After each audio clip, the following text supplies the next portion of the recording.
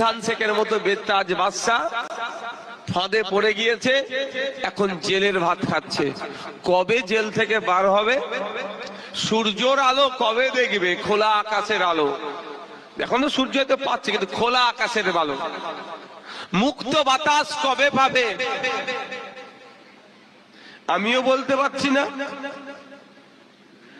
ওখানকার নেতারাও বলতে পারছে না, কেউ বলতে পারছে না। আমি একটা উদাহরণ দেব। সন্দেশখালীর বিধায়কের নাম কি? সুকুমার মাহাতো সাহেব। সুকুমার মাহাতো সাহেবকে জেতানোর জন্য শাহজাহান শেখ মহাশয় 2021 সালে কি কি নোংরামি করেছিল আপনারা জানেন? আমাদের একটা ছেলেকে খুন করেছিল, কুতুব ভাই মনে আছে? শুধু খুন করেনি, অভিযোগ যাতে না দেয় তার সর্বোচ্চ চেষ্টা করেছিল। মনে আছে তো তোমার? তাহলে ভাবুন, সেই সুকুমার মাহাতো সাহেব একবারের জন্য বলছে শাহজাহানকে অন্যায়ভাবে গ্রেফতার করা হয়েছে? একটা বক্তব্য দেখাতে পারবেন?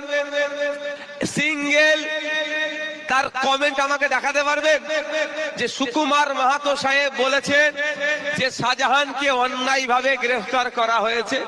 কিন্তু সুকুমার মাহাতো সাহেবকে বিধায়ক বানানোর জন্য একাধিক অন্যায় কাজ শাহজাহান শেখ করেছে।